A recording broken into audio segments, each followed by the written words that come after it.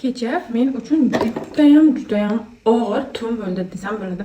Ham o'zim uchun, ham farzandim, umuman olganda oilamiz uchun. Choy taxlash kerak, choy taxlayveraysan. Hammani уже kasal qilib ulgurgan gripp, ya'ni grippni yangicha ko'rinishi bizni oilamizga ham tashrif buyurdi. Anchadan beri, 2 kundan beri Muzaffarni bog'chaga yubormay turdik. Undan so'ng kam yo'tal qilishni boshladi. Odatda shunaqa yo'tal qilsa profilaktika sifatida dorilar o'zim ketirib, berib, tomog'iga sprey sepib, shunaqa qilardim deyishdi. Shuni ukolgacha olib bormaylik, osmon tagigacha yoki nima deydi uni, antibiotikni tagigacha olib bormaylik deb profilaktika qilardim. Yo'q, bu safar unday bo'lmadi. Bir haftacha oldin bir shamolladi. Unda o'zim dorilarni olib keldim, qildik, yaxshi bo'lib qoldi. Keyin dori berishni to'xtatdik, besabab bermaylik, o'sha yaxshi bo'lib qoldi deb. Keyin yana qaytib yo'talishni boshladi.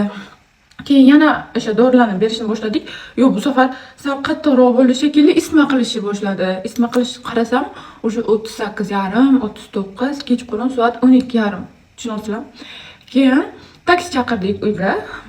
Bordik shifoxonaga, tezda doktor ko'rigidan o'tkazdik. U yoqqa endi maqtanishmasu, mana toniydi, tonib qoldingiz, yaxshimisiz? Yo'q, sizni kuzatamiz, debdi. Meni xayolim farzandimda. Keyin bunaqa o'shani o'ziga birinchi muolajalarini boshladik, isitmasini tushirdik va uyga qaytdik. Undan so'ng kechlikka qarab уже uyqu ham qochdi. Shunaqa qilib turdim. Televizordan video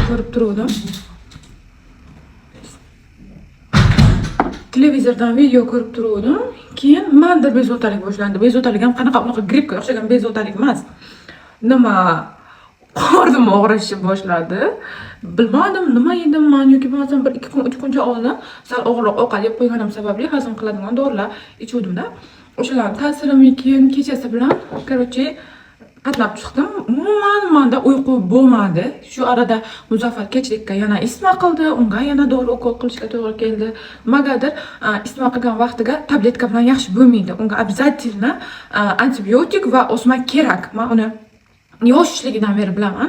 Necha marta biz uni shunchaki nima deydi, dori darmonlar bilan shu balaniga ukol tekkizmasdan, jonini og'ritmasdan yaxshi qilishga harakat qilmoqchi bo'lamiz, lekin bo'lmaydi.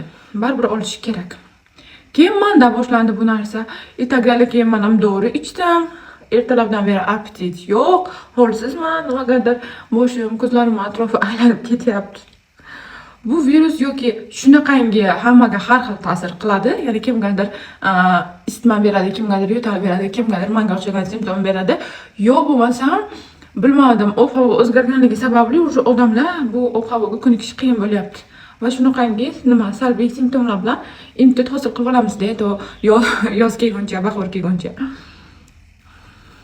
Ashto kim sizlardan shunaqa shamollarda kasal bo'ldi, yozinglar va nimalar qildinglar?